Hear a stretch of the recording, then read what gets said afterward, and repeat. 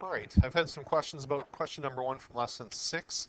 This question, I always get it each year because it's one of those questions that leads you to understanding uh, how it works in 3 space with lines. And every year I always deal with this question. So I'm going to try my best here. It's easier to do this in person, but I'm going to just write out our vector equation, P1, P2, P3. So it's your reference point plus your direction vector components, so D1, D2, D3.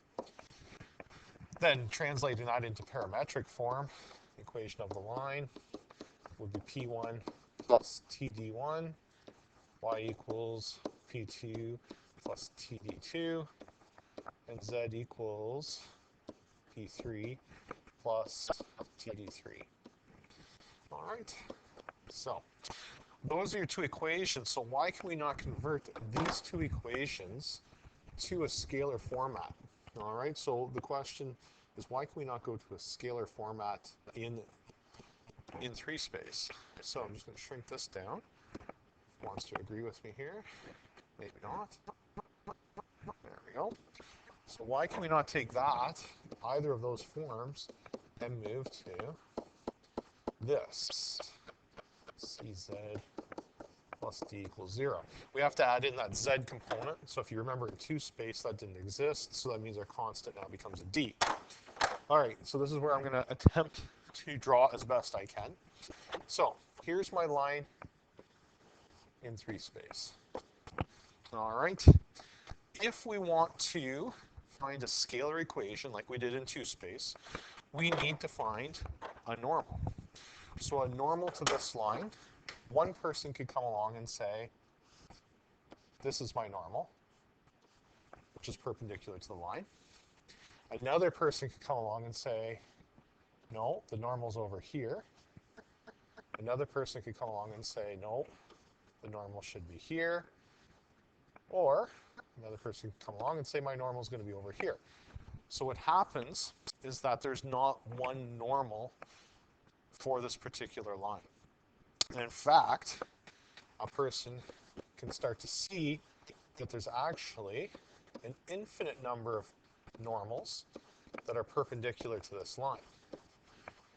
So what happens then is that if I was to extend these normals in all directions, this would result in, I'll draw this as best I can in 3 space here, it's going to create a plane.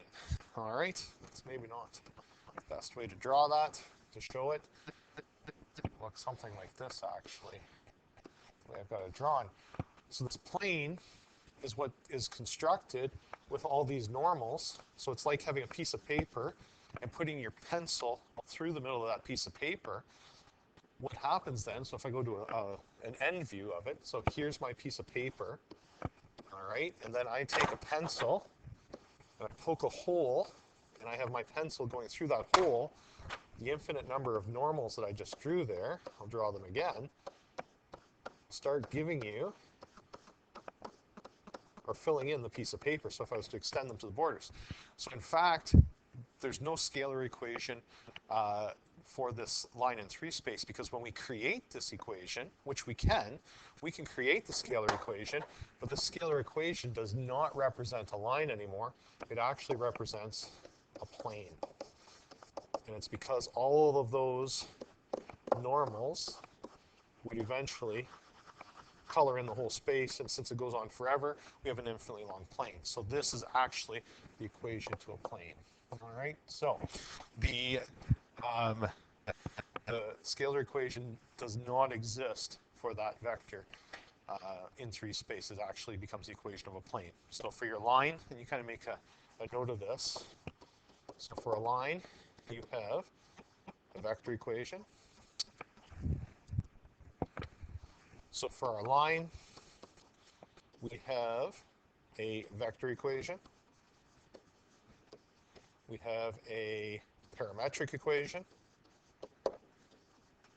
We also have a symmetric equation. But if I ask you on a test for standard form, make sure you realize that this not applicable, does not exist, okay? So cannot happen. Hopefully that helps you visualize or understand the reason why. So you can find an equation in standard form, but that resulting equation is not the equation of a line, it's the equation of a plane. All right, if you have any other questions or want me to clarify further, let me know, and I'll see if I can help you out.